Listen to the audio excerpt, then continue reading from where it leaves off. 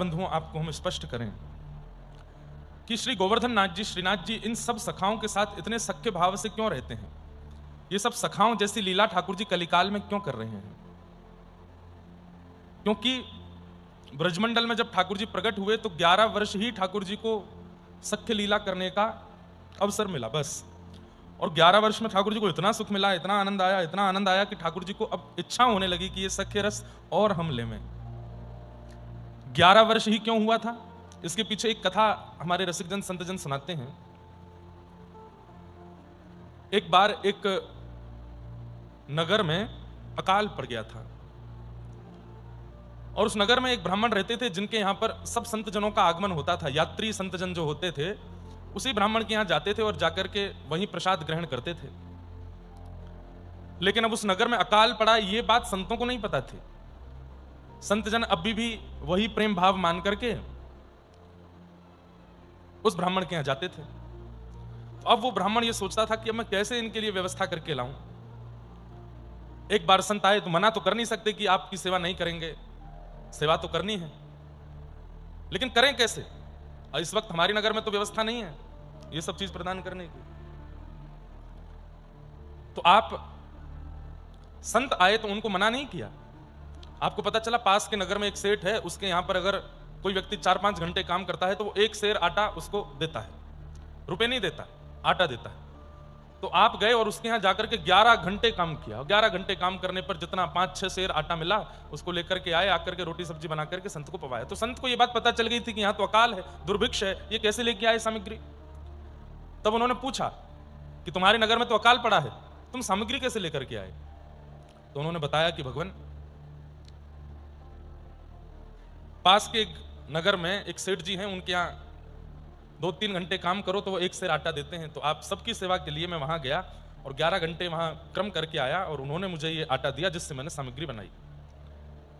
संत इतने प्रसन्न हो गए, बोले वरदान मांगो, क्या चाहिए? संत को लगा था कि वरदान में धन मांगेंगे, संपत्ति मांगेंगे, वैभव मांगेंगे, लेकिन ये सब ना मांग करके उस सेठ ने, उस ब्राह्मण ने संत से वरदान मांगा कि नाथ, मुझ पर कृपा करके आप ऐसा वरदान दे दीजिए कि मुझे ठाकुर जी को अपनी गोद में खिलाना है और उनकी बाल लीलाओं को अपने घर में घटते हुए देखना है। मेरे लाला बनकर के ठाकुर जी बाल लीला करें, ऐसी मेरी भावना है। कृपा करके मेरी इस इच्छा की आप पूर्ति करो। तब संत ने मन में विचार किया, मुझे तो लगा धन मांगेंगे, स्वर्ण मांगेंगे, मणि माणिक मांगेंगे, लेकिन ये तो ठाकुर जी की प्रेम भक्ति मांग रहे हैं। तब उन्होंने कहा कि तुमने 11 घंटे सेवा करके ये जो अन्न की सामग्री इकट्ठी करी, इसके फल के रूप में हम तुम्हें वरदान देते हैं कि ठाकुर जी तुम्हारे यहां जन्म भले ही नहीं लें, लेकिन 11 वर्ष के लिए लीला करने के लिए कभी ना कभी तुम आएंगे। वही ब्राह्मण फिर नंद बाबा बनकर के आए और श्री ठाकुर जी जन्म लिए देवकी जी के यहाँ, वसुदेव जी के यहाँ, लेकिन 11 वर्ष उनके यहाँ बालक बनकर के लीला किए, क्रीड़ा किए। लेकिन 11 वर्ष की क्रीड़ा में ठाकुर जी का पेट नहीं भरा, मन नहीं भरा। फिर आ गया कलिकाल। अब कलिकाल में ठाकुर जी लीला करते नहीं है। क्यों? कलिकाल के लोग बड़े विचित्र हैं, इसलिए ठाकुर जी यहां पर केवल सेवा कराते हैं, यहां पर लीला नहीं करते। लेकिन बीच में एक शतक आया, 100 वर्ष का समय आया जिसमें केवल भक्त हुए। बंधुओं, ये 100 वर्ष का ही समय था जिसमें सारे भक्तों ने जन्म लिया, चाहे वो महाराष्ट्र के हों, राजस्थान के हों, गुजरात के हों, उत्तर प्रदेश के हों, कर्नाटक के हों, जहां कहीं भी भक्तों का जन्म हुआ, जिनके चरित्र आज हम लोग पढ़ते सुनते हैं, ये उसी 100 वर्ष के अंदर हुए थे, जैसे भक्ति शतक कहते हैं। इसलिए हमारे विठोबा, पूरी दुनिया कीर्तन करती है, रामकृष्ण हरि पूरी दुनिया कीर्तन करती है विठल विठल, लेकिन विठोबा कीर्तन करते हैं ज्ञानेश्वर माऊली, ज्ञानोबा तुकाराम, ज्ञानोबा तुकाराम। तो किसी ने पंडरीनाथ जी से कहा कि आप ज्ञानोबा तुकाराम 2 भक्तों के नाम बोलते हो, इसका मतलब ये 2 ही आपको ज्यादा प्रिय हैं। तब ठाकुर जी बोले नहीं, हम इन 2 भक्तों का नाम इसलिए नहीं बोलते क्योंकि हमें ये 2 ही प्रिय हैं, बल्कि हम इसलिए बोलते हैं, बोले ज्ञानेश्वर माऊली भक्ति शतक के प्रथम वर्ष में हुए थे और तुकाराम जी भक्ति शतक के अंतिम वर्ष में हुए, इसलिए ज्ञानोबा तुकाराम बोलते हैं। तो बीच में जितने भक्त हैं सब आ जाते हैं 100 वर्ष के अंदर के। अब चाहे वो उत्तर भारत के हों, राजस्थान के हों, गुजरात के हों, महाराष्ट्र के हों, जहां कहीं भी भक्तों ने जन्म लिया, इन 100 वर्षों में ही लिया, उसमें सबसे पहले भक्त का प्रादुर्भाव पृथ्वी पर श्री ज्ञानेश्वर माऊली के रूप में हुआ और भक्ति शतक के अंतिम प्रेमनिष्ठ भक्त के रूप में श्री तुकाराम जी हुए। इसलिए ठाकुर जी इन दोनों का नाम गाते हैं, ज्ञानोबा तुकाराम, ज्ञानोबा तुकाराम। क्यों? इन दोनों के नाम में सारे नाम आ जाते हैं, सारे नामों का आगमन हो जाता है। कलिकाल में जब ठाकुर जी गिरिराज जी में प्रकट हुए गोवर्धन रूप में, तो 11 वर्ष की जो क्रीड़ा थी वो ठाकुर जी की अधूरी रह गई थी और उसके लिए ठाकुर जी अत्यंत व्याकुल हो रहे थे। तब भगवान ने अपने उन्हीं अष्ट सखाओं को, पूर्व में जो कृष्ण जन्म में थे, उन्हीं को पुनः प्रकट करवाया, और वही सूरदास, कुंभनदास, कृष्णदास, नंददास, गोविंददास, परमानंद दास, इन सब के रूप में प्रकट हुए, जिनमें से आज हम गोविंददास जी का चरित्र सुनेंगे। इतना अद्भुत चरित्र है श्री गोविंददास जी का। दास जी कह रहे हैं कि अभी नेक्से से हैं तो इतने हमारे चित्तवृत्ति पर असर कर रहे हैं, ये बड़े हो जाएंगे तो थोड़े सुगड़ हो जाएंगे तो और कितने सुंदर लगेंगे गोसाई जी। ये अभी छोटे से ऐसी लीला कर रहे हैं, इन्हें बड़े हो जाएंगे तो इनकी लीला कैसी हो करेगी। गोसाई श्री विठलनाथ जी बड़े प्रसन्न हुए कि अब गोविंद दास को नित्य लीला का दर्शन होने लगा। एक बार की बात है, गोविंद दास जी गोकुल में, यशोदा घाट है यमुना जी का, वहां बैठ करके कुछ गा रहे थे, और जैसे ही गा रहे थे उसी समय क्या देखते हैं कि सांवरा सलोना बदन है और सांवरे सुंदर छोटे से लाला, और चलते हुए आए और गोविंद दास के सामने आकर के बैठ गए। प्रत्यक्ष दर्शन हुआ। गोविंद दास जी तो देख करके आनंदित हो गए, चरणों में प्रणाम करने लगे, प्रणिपात करने लगे, बलैया लेने लगे। जय जय, आप श्री नवनीत प्रिया लाल ही है ना? बोले हाँ। सुबह सुबह का समय था, सूर्य उदय धीरे धीरे हो रहे थे, और गोविंद दास जी बैठ करके वहां आलाप ले रहे थे। ठाकुर जी आ गए। गोविंद दास बोले जय जय, कैसे आगमन भयो आपको? तो ठाकुर जी क्या बोलते हैं, मैं गानों सीखना चाहूं और आपको गायन सुन के मेरे मन में इच्छा है रही है कि मैं आपसे अब गानों सीखूं, मुझको गानों सिखाए दो।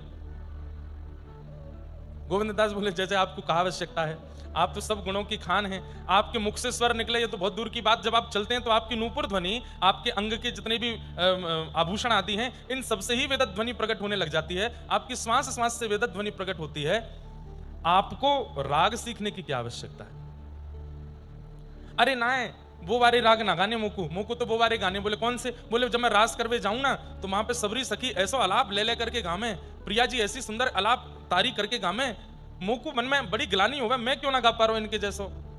गोविंद दास, तुम्हारे पास बहुत सुंदर स्वर है, तुम मोकू गानों सिखाए दो। तो गोविंद दास जी सामने बैठे और ठाकुर जी छोटे से लाला बन करके बिल्कुल उनके सामने आकर के बैठ गए, और ठाकुर जी ने कहा अब मैं नित्य आया करूंगा यही समय पे, और नित्य तुम मोकू गायन सिखाओगे। गोविंद दास जी से संगीत सीखने जाते ठाकुर जी। अब एक दिन यशोदा घाट पर श्री गोविंद दास जी गा रहे थे, और तभी गुसाई श्री विठलनाथ जी का वहां से निकलना हो रहा था, और गुसाई जी ने तुरंत गोविंद दास की ओर देखा। रियाज कर रहे हैं, सुबह सुबह का समय है, रोज ही करते थे, तो कोई ऐसा विशेष ध्यान नहीं दिया था। लेकिन जैसे ही बगल से निकले तो अचानक गोविंद दास रुक गए गाते गाते, और रुक करके बोले फिर से गाओ, ठीक से गाओ, ऐसे मत करो, इतना नाटक अच्छो ना रे लाला, ठीक से गाओ। तो गोविंद, ये बात सुन के गुसाई विठलनाथ जी रुक गए। बोले ये गोविंद दास कौन से बात कर रहा है, क्योंकि वहां कोई था तो था नहीं, अकेले गोविंद दास बैठे हैं।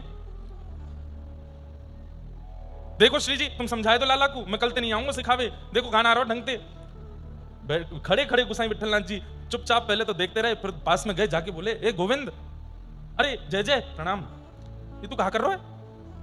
रियाज कर रहा हो? बोले हाँ। ये कौन को डांट रहा हो अभी तू, ठीक से गाओ। तो गोविंद दास जी बोले जय जय, आपको ना दिख रहे? बोले ना, लाला बैठे हैं सामने, छोटे से लाला बैठे हैं, और कान पे हाथ धर के गा रहे हैं। 4 दिन आते सिखा रहा हूं, सीख ही ना रहे, कभी यहां गलती कर दें, कभी वहां ऐसा करें, और बार बार ऐसा कर रहे हैं। ये बात इतनी सहजता में गोविंद दास बोल रहे हैं, गुसाई विठलनाथ जी के नेत्र सजल हो गए। बोले ठाकुर जी बैठे हैं सामने? बोले हाँ। कहां बैठे हैं? बोले जी बैठे। गुसाई जी ने झांका, नहीं दिखे। बोले सुनो, उनको मत छेड़ो, तुम गाते रहो, बीच बीच में मैं जो पूछूं वो बताना। क्या, कैसे दिख रहे हैं? बोले छोटे से हैं, नए नए से लाला हैं, 3-4 वर्ष के हैं, नए नए चलना सीखो, ऐसी स्थिति में आमे चल के, और ऊंची धोती पहन के आए हैं, और सुबह सुबह को समय ने जाड़ो पड़ रहा है तो कारी सॉल ओढ़ के आए हैं लाला। अच्छा, और कैसे लग रहे हैं? बोले 2 माल गले में पहनी है और सिर पर कछू ना पहनो, केवल अपने घुंघराले केशन को ऐसे बांध रखो है। अच्छा, और बोले आंखन में नींद भरी है, बीच बीच में गाते गाते ऐसे आंख मीड़ रहे हैं सुबह सुबह, और फिर गामे, फिर मीड़े, फिर गामे। अच्छा, ये बताओ ठाकुर जी का स्वर कैसा है, उनकी आवाज कैसी है? जब वो गाते हैं तो उनके स्वर कानों को कैसे लगते हैं? गोविंद दास जी ने जो वर्णन किया है ना, सुन के रोंगटे खड़े हो जाएंगे आपके। गोविंद दास सीधे अगर मैं बोल दूं कि बहुत सुंदर गा रहे हैं, ऐसा नहीं बताया। गोविंद दास बोले जय जय प्रकृति का जो स्वर है, प्रकृति का स्वर क्या है? बोले जब हवा चलती है तो हवा की जो ध्वनि कान में आती है, जब नदी बहती है तो कलकल करते नदी का जो स्वर प्रकट होता है, कभी समुद्र के तट पर जाते हैं तो समुद्र की लहरों का जो स्वर होता है, जब वन में प्रवेश करते हैं तो घनघोर वन का जो अपना स्वर होता है, मिट्टी का स्वर होता है। मतलब प्रकृति का जो स्वर है वो स्वर अद्भुत होता है और वो कानों को, हृदय को, बुद्धि को अत्यंत आनंद सुख देने वाला होता है। कहीं झरझर करती नदी बहती हो जिसका कलकल स्वर आता हो, आप उसके पास बैठ जाइए, आपको मानसिक रोग यदि होगा तो वो ठीक हो जाएगा केवल नदी का स्वर सुनने से। आप घनघोर वन में जाकर के बैठ जाइए, एंजाइटी, डिप्रेशन, दिमाग में जितना होगा सब स्वर ठीक हो जाएगा केवल पत्तों की चलचलाहट सुन करके। गोविंद दास कह रहे हैं, बोले जिस प्रकार प्रकृति का स्वर हमारे अंतस्थ का मार्जन करता है और अंतस्थ को सुख देता है, ऐसी प्रकृति के स्वर से मिलती जुलती आवाज है ठाकुर जी की। एक बार को मैं सिखावे तो आऊं इनको, लेकिन जब ये गाना शुरू करें ना तो मेरी आंख भी बंद रह जाए। वो तो मैं अध्यापक हूं या हमारे बीच बीच में मुझको डांटना टोकना पड़े, लेकिन जब ठाकुर जी गावे ना तो आंख बंद रह जाए, चित्त वृत्ति कहीं और चली जाए, मन मुग्ध रह जाए, इतना सुंदर स्वर लगे, ऐसा लगे कि बस ये सुनता ही रहूं इनका आनंद। लेकिन गोसाई जी बोले लेकिन जब किशोरी जी स्वर लगाती हैं, जब किशोरी जी गाती हैं, गोविंद दास बोले किशोरी जी भी आती हैं? बोले हाँ, वो भी तो बैठी हैं बगल में।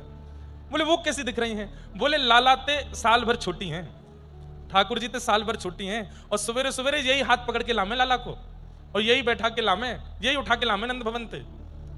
अच्छा, और किशोरी जी कैसा गाती हैं? बोले किशोरी जी जब गाती हैं, कभी यहां ब्रह्मा प्रकट हो जाते हैं, कभी यहां इंद्र प्रकट हो जाते हैं, कभी यहां सरस्वती प्रकट हो जाती हैं, कभी यहां सारे देवता प्रकट हो जाते हैं। किशोरी जी का गायन होते ही यमुना जी का प्रवाह रुक जाता है, श्री यमुना जी मंत्रमुग्ध होकर प्रकट हो जाते हैं, सूर्य चंद्रमा आकाश से प्रकट हो जाते हैं, सारे लोकों के सब देव, सब ऋषि, सब जन यहां आकर के कान लगा करके केवल वृक्षों के पीछे छुप करके किशोरी जी का स्वर सुनने लगते हैं। ऐसा सुमधुर स्वर है। गोसाई श्री विठलनाथ जी ने गोविंद दास जी के सिर पर हाथ रखा, बोले गोविंद तुम कितने भाग्यशाली हो।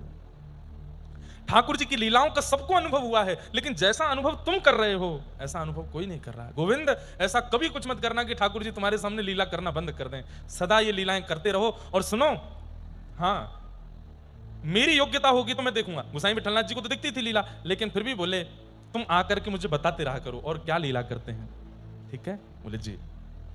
गोविंद दास इस प्रकार ठाकुर जी को संगीत सिखाते हैं और ठाकुर जी संगीत सीखने जाते हैं। एक दिन ठाकुर जी ने इनसे कही, आज मैं और तू छुपन छुपाई खेलेंगे। क्या खेलेंगे? छुपन छुपाई। एक दिन बताई थी ना हमने कि एक छुपता है और दूसरा 10 तक गिनती गिनता है, और 10 गिनती हो जाने के बाद फिर ढूंढने जाता है कहां छुपे हो, और ढूंढ लेता है। तो फिर जिसको पहले ढूंढ लेते हैं उसकी बारी आती है ढूंढने की। तो ठाकुर जी बोले ए गोविंद सुन। बोले हाँ, तू गिनती कर और मैं जा रहा हूं छुपवे। ये बंधुओं कब की बात है? ये भी 400 वर्ष के आसपास पुरानी बात है, गिरिराज जी की बात है। जब श्रीनाथ जी गोवर्धन में विराजते थे तो दोपहर के समय 12 बजे के लगभग मंदिर बंद होते हैं आज भी वृंदावन में सारे। उस समय पर ठाकुर जी मंदिर से बाहर निकल के गोविंद दास का हाथ पकड़ के खेलने जाते थे, और ये किसी को नहीं दिखता था, बस गोविंद दास को ही दिखता था। तो आज ठाकुर जी बोले मैं और तू छुपन छुपाई खेलेंगे। हैं तो ठीक है गोविंदा, पहले तू 10 तक गिनती गिन और मैं छुप रहा हूं। तो गोविंद बोले ठीक है, 1 2 3 4 5 6। गोविंद दास एक जगह जाकर के ऐसे गिनती गिन रहे हैं, और ठाकुर जी कहीं दूर वन में बिल्कुल कदम्ब के वृक्ष के ऊपर ऊंची डाली पर जाकर के चुपचाप बैठ गए। गोविंद दास की ढूंढने की बारी आई। सब लोग इधर देखो, यहां देख के सुनो। गोविंद दास की ढूंढने की बारी आई तो गोविंद दास इतने चतुर, वो ढूंढ नहीं रहे तो सूंघ रहे हैं। इत्र की सुगंधी जहां जहां से आ रही है वहीं वहीं ठाकुर जी जहां जहां चरण धरते हैं। ललित गति विलास वल गुहास प्रणय निरीक्षण कल्पितो रुमाना। ठाकुर जी ललित गति से जब चाल रखते हैं, जहां चरण रखते हैं उतने उतने पत्तों में से, उतने वृक्षों में से सुगंधी अपने आप प्रकट हो जाती है। तो गोविंद दास के लिए कितना सरल हो गया, जहां जाते हैं वहां सुगंधी नहीं होती, सुई मुड़ जाते हैं, फिर आगे जाते हैं, हाँ यही सुगंधी, यहीं चलते रहो, वहीं चलते चलते। अच्छा दूसरी बात, ठाकुर जी के चरणों में हल्के हल्के कुमकुम लगे हैं, तो कहीं कहीं कुमकुम की छाप दिख जाती है। ठाकुर जी जिस वृक्ष को छूते हैं वो वृक्ष पिघल जाता है, उतना हिस्सा वृक्ष का टपकने लगता है, तो उससे पता चल जाता है यहां छू के गए हैं। गोविंद दास ऐसे ढूंढते ढूंढते गए और बड़ी जल्दी उस वृक्ष के नीचे पहुंच गए जहां पर अनंत सुगंध आ रही थी, सौंधी सौंधी ठंडी हवा चल रही थी। ठाकुर जी के संग प्रकृति चलती है, जहां जहां ठाकुर जी चलते प्रकृति चारों ओर घूमती है। सौंधी सुगंध आ रही है, मंदम मंदम हृदय स्पर्शी, तन स्पर्शी, अत्यंत सुख देने वाली हवा चल रही है। गोविंद दास पहचान के बोले यहीं बैठे हैं, अब ढूंढनो है। गोविंद दास ने नजर घुमाई और जैसे ही ऊपर देखे तो ऊपर ही ठाकुर जी बैठे थे, जैसे यहाँ बैठे हैं वो बैठे हैं ना, ऐसे ही बैठे थे ठाकुर जी। लाला मिल गो। ठाकुर जी रिसिया के उतर के अब तो कैसे मिल जाऊं मैं कहूं ना ढूंढे, मैं इतनी दूर जाके छिप जाऊं तब भी मुझको कहीं ना कहीं तो जाके ढूंढ ही लेवे, तो को कैसे पता चल जाए? मैं कह को बताऊं मुझे कैसे पता चले, मुझे तो पता चले। अब सुनो, बात मत घुमाओ, जाओ गिनती करो, अब मैं छुपूंगा तुम ढूंढो। ठाकुर जी बोले ठीक है मैं जा रहा हूं। ठाकुर जी गए, जाए करके 1 2 3 4 5 गिनती करने लगे। गोविंद दास जी चटपट एक वृक्ष के ऊपर चढ़ के जाके बैठ गए। ठाकुर जी ने 10 तक गिनती गिनी, 10 गिनती गिनने के बाद देखी कहां है। बोले अब धूप पड़ रही है, दोपहर को समय है, अब या गोविंद दास को ढूंढना पड़ेगा, जन कहां जाके छुप गए होगा। एक काम करूं, बोले कहा या कुछ छुपो रहने दो, मैं जाके सो रहा हूं। और ठाकुर जी गए मंदिर में जाके रजाई ओढ़ के सो गए। और वहां गोविंद दास बैठे, ठाकुर जी आ रहे होंगे, ठाकुर जी आ रहे होंगे। 4 बज गए शाम के, और 4 बजने का मतलब है उत्थापन। ठाकुर जी के मंदिर खुलते हैं सब जगह। गोविंद दास अब तक छुपे ही बैठे हैं और पसीना पहुंच रहे हैं, बार बार आ रहे होंगे, जय जय आ रहे होंगे। यहां नहीं आ पा रहे, थोड़ा पास चलो जाऊं, ज्यादा दूर आगे लगूं, जय जय लाला। कहीं ज्यादा दूर चले गए दिखे, फिर और पास चले गए, अरे जय जय जल्दी ढूंढ लो मुझको। और ठाकुर जी की तरफ से कोई प्रत्युत्तर नहीं आवे। इतने में ही संध्या के उत्थापन के दर्शन खुल गए मंदिर में, और टन टन टन घंटे की आवाज बजी। गोविंद दास जी बोले ये तो मंदिर खुलवे को ध्वनि है रही है। अच्छा तो मतलब मैं यहां छुपा बैठा हूं, खुद जाके मंदिर में दर्शन दे रहे हैं भक्तन को। अभी बताऊं। इतने में ही गोविंद दास हाथ में छड़ी लिए और बोले आज नहीं छोड़ूंगा या लाला को, आज बताऊंगा। और श्रीनाथ जी मंदिर की ओर जाने लगे। यहां गुसाई जी विठलनाथ जी ठाकुर जी की आरती कर रहे हैं। ठाकुर जी खड़े हैं, मंद मंद मुस्का करके ठाड़े हैं। गुसाई जी विठलनाथ जी आरती कर रहे थे। अचानक से ठाकुर जी को याद आई कि अरे मैं तो गोविंद को वन में छोड़ आया हूं, वो अभी तक मेरी बातें निहार रहा होगा। तभी ठाकुर जी ने ध्यान लगा के देखी कहां है गोविंद, तो देखी वो तो छड़ी लेके मारवे आ रहा है। सोई ठाकुर जी खड़े खड़े कटकटाने लगे। कटकटाने समझते हैं, घबराने लगे, ऐसे हाथ पर कांपने लगे ठाकुर जी के। तो अब आप लोग सुनकर के आश्चर्यचकित होंगे, ठाकुर जी के साथ ऐसा कैसे हो सकता है? हो रहा है। ठाकुर जी सख्य भक्ति में प्रवेश कर गए, सख्य भाव में प्रवेश कर गए। सख्य भाव में परमात्मा भाव नहीं रहता फिर उनका। वो सखा बनते हैं तो पूरे पूरे सखा बनते हैं, वो लाला बनते हैं तो पूरे पूरे लाला बनते हैं। हमारी आपकी तरह नहीं। दत्त धाम में किसी वैदिक गुरु जी से कह दिया कि हम आपके पुत्र हैं। अब जब जब दत्त धाम आ रहे हैं तब तो पुत्रवत व्यवहार कर रहे हैं, दत्त धाम से जाके फोन भी नहीं कर रहे। ऐसे नहीं है ठाकुर जी। ठाकुर जी अगर किसी से संबंध बनाते हैं तो पूर्णतया निभाते हैं, और उसमें बिल्कुल भी झलक नहीं आने देते कि वो परमात्मा है। इस बात की बीच बीच में कहीं बोलने लग जाएंगे मैं तो परमात्मा हूं, तुम मेरे संग ऐसे कैसे कर सको ना। सखा है तो पूरे पूरे सखा हैं।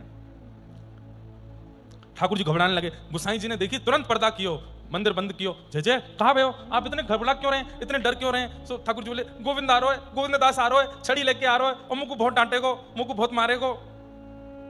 अरे जय जय ऐसे कैसे मारेगो, आप परमात्मा हो, आप जगत नियंता जगदाधार हो, श्रीनाथ हो आप। अरे ना है, सबके काज हूं, बाको तो सखाऊं ना, बाप पे पूरा अधिकार है। देख आवे वारो है, अभी द्वार पे आके मुझको डांटेगो, मुझे बात डर लग रहा है। आपने कहा कियो? बोले मैंने कछु ना कियो ऐसा तो जबरदस्ती लड़वे आ रहा हो मुझे, आप जाके आगू बाहर ही रोक दो। गोविंद दास बाहर आकर के खड़े हो गए, और वहां गोविंद दास का एक शब्द गाया उन्होंने, दाव ले आयो भाज गमार। ठाकुर जी को गमार कह रहे हैं। गमार का मतलब पता है? जो पढ़ा लिखा नहीं होता उसको गमार बोलते हैं, जो अनपढ़ गमार ऐसे बोलते। तो ठाकुर जी को गोविंद दास बोल रहे हैं, दाव ले आयो भाज गमार, कभी तो निकसा को बाहर, ऐसी दूंगो मार। भीतर बैठो है मंदिर में जाके, मैं यहीं बैठो रहूंगा, कभी तुम बाहर आवेगो, और जब बाहर आवेगो तभी ये छड़ी लेके भागूंगा तेरे पीछे। इतने में गुसाई विठलनाथ जी भीतर से निकल के आए। गोविंद, सो गोविंद दास जी खड़े, जय जय कहा कर रहे हो?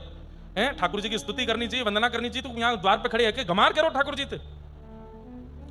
गोविंद दास बोले जय जय गुरु जी, आप सुनो एक प्रार्थना। बोले कहा आप मेरे और लाला के या भाव के बीच में मत आओ, है आपकी कृपा से, आपकी कृपा से ही ठाकुर जी मेरे संग सख्य लीला कर रहे हैं, पर मैं ना चाहूं कि आप या बीच में दखलंदाजी करो, बिल्कुल मत आओ, मुझको बात करन दो लाला से।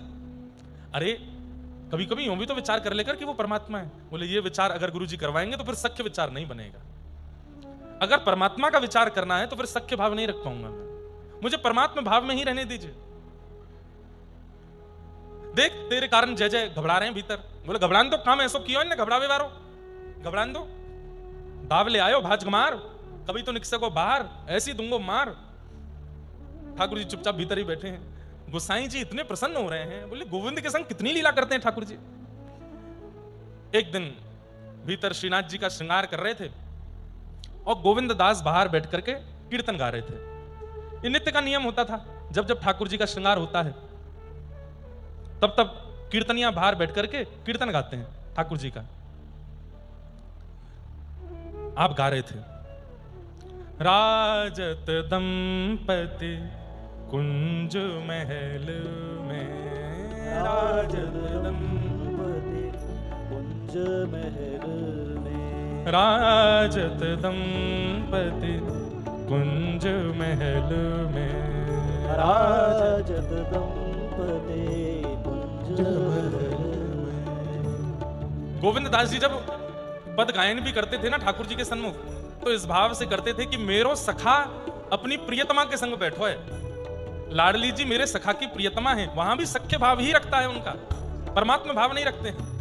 अब देखो ये तो कहने की बात है, पर मन में किंचित ये भाव तो है कि ये परमात्मा है, पर उस परमात्मा भाव को आने नहीं देते हैं, सख्य भाव की ही प्रधानता रखते हैं। श्रृंगार कर रहे हैं गोसाई विठलनाथ जी और बाहर बैठे बैठे गोविंद दास गा रहे हैं, हे राजत दंपति कुंज महल में, राजत दंपति कुंज महल में, बनिठन बैठे एक सेज पे, बनिठन बैठे एक सेज पे, तारे भुजा परस पर गल में, तारे भुजा परस पर गल। कैसे बैठे हैं? दोनों श्रृंगार करके एक दूसरे के गले में गलवैयां डाल करके बैठे हैं। यहां किशोरी जी ठाकुर जी के गले में, ठाकुर जी किशोरी जी के गले में। अब सबको क्या दर्शन हो रहा है? श्रीनाथ जी खड़े, पर गोविंद दास को क्या दिख रहा है? दो दंपति बैठे हैं, किशोरी जी और ठाकुर जी गले में गलवैयां डाले बैठे हैं। गोसाई श्री विठलनाथ जी श्रृंगार कर रहे हैं, उनको भी वह दर्शन नहीं हो रहा है जो गोविंद दास को बाहर बैठ करके हो रहा है। बंधुओं, कैसी अद्भुत लीला है कि जिन गोसाई जी ने दीक्षा दी है, जिन गोसाई जी ने शिष्य बनाया है गोविंद दास को, उन गोसाई जी को वो अनुभव नहीं हो पा रहा है जो उन्हीं के शिष्य गोविंद दास को हो रहा है। और किसकी कृपा से? गोसाई जी की कृपा से। कृपा में कितना बल है कि उस कृपा का आस्वादन गोसाई जी स्वयं नहीं कर पा रहे हैं, जो कृपा गोसाई जी की गोविंद दास पर हो रही है। अद्भुत है। हाँ। दोनों बैठे हैं और क्या कर रहे हैं? करत विनोद महारंग भीने, करत विनोद महारंग भीने, करत विनोद महारंग भीने, करत विनोद महारंग भीने, आनंद सहित पिय और प्यारे, आनंद सहित पिय और प्यारे। अरे श्रृंगार करके जिनके हाथों से श्रृंगार हुआ वो गोसाई जी भी बैठ जाते हैं और बैठ करके वो भी अनुभव करने लगते हैं कि मैंने श्रृंगार करके ठाकुर जी को तैयार किया, पर वास्तविक में यहाँ लीला घट क्या रही है, वो गोविंद गा रहा है। बोले दोनों प्रिया प्रियतम आपस में विनोद कर रहे हैं। कैसा विनोद कर रहे हैं? बेसर कौन की अतिनी की। ठाकुर जी और किशोरी जी एक दूसरे को देख करके कह रहे हैं कौन ज्यादा सुंदर लग रहा है।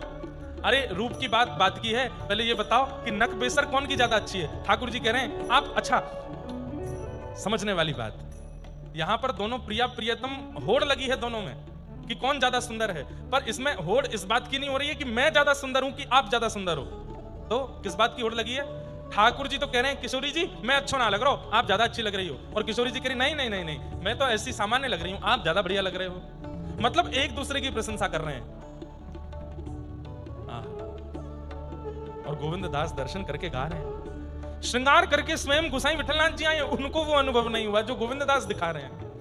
बोले आप तो श्रृंगार कर आए, अब दोनों में हट छिड़ गई है, कौन ज्यादा बढ़िया लग रहा है। तो बोले कहा कह रहे हैं मैं ज्यादा अच्छा लग रहा हूं। बोले नहीं, ये नहीं कह रहे कि मैं अच्छा लग, ये कह रहे हैं आप ज्यादा अच्छे लग रहे हो। और किशोरी जी कह रही हैं आप ज्यादा अच्छे लग रहे हो। एक दूसरे की प्रशंसा कर रहे हैं।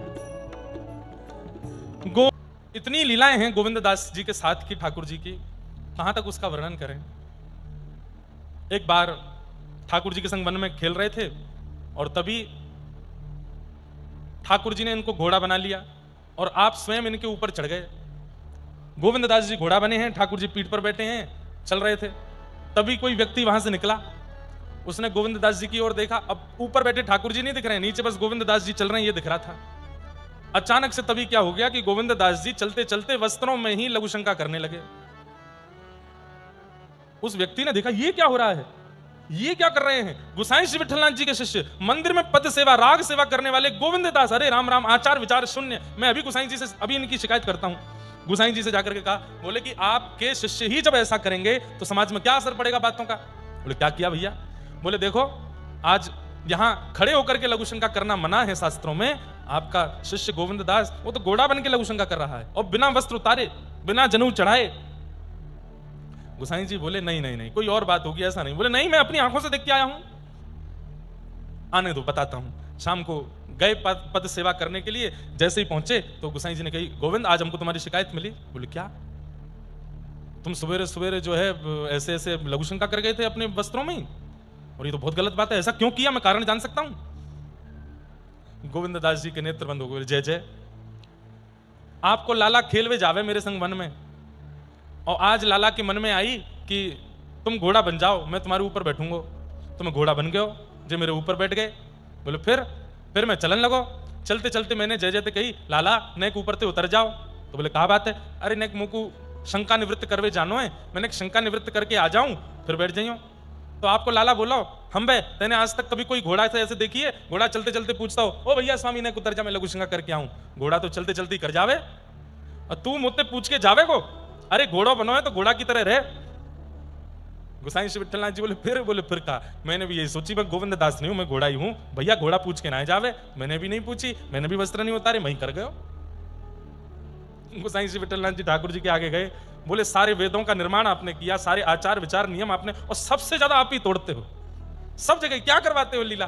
बोले कि अब ये मेरे प्रेम की लीला है, और जहां प्रेम भाव प्रकट हो जाए वहां तो सबरे नियम टूट जाएं। जहां नियमों का पालन हो रहा हो वो प्रेम कैसा? जहां कभी कभी प्रेम अत्यंत बढ़ जाने पर नियम तोड़ दिया जाता हो, वही तो प्रेम है। मुझे आज भी स्मरण है, मास कथा का क्रम जब हुआ था यहां पर, तो एक दिन खूब रंग हुआ, खूब आनंद हुआ, और पूज्य महाराज जी ने उस दिन ऐसे हाथ आगे किया। मैं तो घबराऊं, मैंने महाराज जी, बोले लाओ, और आपने ऐसे हाथ पकड़ करके यहां खूब नृत्य किया, ऐसे फुगड़ी की। राधा कृष्ण महाराज जी भी थे साथ में, हम दोनों का स्पर्श करके महाराज जी ने नृत्य तो कराए, पर उस दिन चंदा तारे सब दिख गए थे हमको, क्योंकि उस दिन ऐसा लगा कि भाई कोई अत्यंत तपोनिष्ठ व्यक्ति आपका स्पर्श कर दे, और आपका तप यदि उस योग्य का ना हो तो हो ही तो जाते हैं, और फिर हम लोग तो एक चक्कर में बस हो जाते हैं। महाराज जी तो एक बार मोह घुमा में, फिर एक बार राधा कृष्ण जी को घुमा में, फिर मोह घुमा में, हमको स्मरण में है। फिर बीच में एक बार मैं वहां बैठ के पानी पी रहा था, फिर राधा कृष्ण जी बोले अब आपकी बारी है, मैं पानी पीऊं, और महाराज जी अकेले घूमते ही जा रहे थे। लेकिन उस दिन ये नियम तोड़ना नहीं होता, ये प्रेम का प्रदान करना होता है। आपका स्पर्श का इतने वर्षों का नियम, लेकिन आप अपने प्रियजनों को स्पर्श कर देते हैं, क्यों? क्योंकि प्रेम में नियम तोड़ दिया जाता है, अत्यंत प्रेम में। इनकी एक लीला सुनाते हैं। तो गोविंद दास जैसे ही अपने गुरुदेव की शरण में आए तो सब कुछ छोड़ छाड़ करके, आपका निवास स्थान कहीं और था, वो छोड़ करके आप गोकुल में निवास करने लगे, अपने गुरुदेव के पास ही रहने लगे। आपकी पत्नी बच्चे आपको बुलाने के लिए आए कि वापस घर चलो, तो आपने पत्नी बच्चों से कहा, देखो यदि मेरे साथ रहना चाहते हो तो तुम लोग भी यहीं रहने लगो, मैं वापस नहीं जाऊंगा, मैं तो अब यहीं रहूंगा। तब इनके पत्नी बच्चे सब भी वहीं रहने लगे। कुछ साल निकल जाने के बाद इनके गांव के कुछ लोग वो गोकुल आए, और गोकुल आकर के मन में इच्छा थी कि हमारे यहाँ के बहुत बड़े प्रसिद्ध गायक थे गोविंद दास, उनसे मिलके तो आए, कैसे हैं। तो जैसे ही पहुंचे तो गोविंद दास जी वहीं बैठे थे यमुना जी के तट पर, और गांव के लोग सामने से आ रहे थे। अच्छा एक बात बताएं आपको, गुरु शरणागति के बाद, भगवत अनुग्रह प्राप्त होने के बाद व्यक्ति का रूप स्वरूप बदलने लग जाता है। वो पहले जैसा दिखता था, पहले जैसे बोलता था, उठता बैठता चलता फिरता था, भगवत शरणागति हो जाने के बाद, जीवन में गुरु आ जाने के बाद उसमें परिवर्तन आ जाता है। उसके बोलने का तरीका, बैठना, चलना, उठना, इन सब में एक अलग सा परिवर्तन होता है। और उससे भी बड़ी बात, उसके चेहरे में भी परिवर्तन आ जाता है, अत्यंत दीनता छलकने लगती है। आपने पता नहीं देखा कि नहीं कभी ऐसे किसी को, पहले महासंसारी था और अचानक से भगवत भक्त हो गया। एक प्रमाण मैं दे सकता हूं जो शायद आप लोगों ने देखे हों। हमारे बरसाने में विराजमान परम पूजनीय प्रातस्मरणीय श्री विनोद बिहारी दास बाबा। दर्शन किए तो बहुत अच्छी बात है, नहीं किए तो करने चाहिए। विनोद बिहारी दास बाबा पहले वो सितार वादन करते थे और बंगाल में बाबा के अपने मुख से सुनाई हुई घटना, अभी कुछ दिन पहले मैं बैठा था, रात्रि में 1 बजे की बात बाबा बता रहे थे। बाबा ने एक सुंदर मंदिर का निर्माण वहां हो रहे हैं, तो उसमें एक दिन के प्रवचन के लिए बुलाया था, तो मैं रात में 1 बजे पहुंचा। 1 बजे ही बैठ गए मुझे लेके और मुझसे बात करते करते बोले, पहले हम संगीतज्ञ थे, बंगाल का शरीर है उनका, बोले हम संगीत में सितार वादन करते थे और बड़े बड़े हमारे कार्यक्रम होते थे, खूब धन मिलता था, खूब यश वैभव मिलता था, जिसके कारण संसारी सारे विषय चित्त में आ गए थे। घर परिवार के लोग मनाते मनाते हार गए, सब छोड़ छाड़ करके हम एकांत में रहते थे, केवल अपना संगीत का कार्यक्रम करना, खूब धन लेना और खूब विषय में खूब प्रवृत्ति। मैंने कहा फिर बाबा ये परिवर्तन कैसे आया? बोले बस बैठे बैठे एक दिन मन में आया कि आज तेरे पास क्या है, धन है, संपत्ति है, पर अपना कहने वाला ना तो कोई संबंधी है ना कोई मित्र है। बोले क्योंकि इस स्थिति में अभिमान आ चुका था कि सब छोड़ छाड़ के जा चुके थे। तो मन में आया आज तेरा कहने वाला कोई भी नहीं है साथ में, तेरा है कौन तेरे पास में? और अब अगर तू दोबारा संसार के पास जाना भी चाहेगा तो क्या तुझे पहले की तरह कोई स्वीकार करेगा? ये प्रश्न सब अपने आप चित्त में आ रहे थे। बोले सुबह सुबह का समय था और तभी करताल बजाते हुए, मृदंग बजाते हुए बंगाल के मार्ग में कुछ कीर्तनी हरे कृष्ण महामंत्र बोलते हुए जा रहे थे।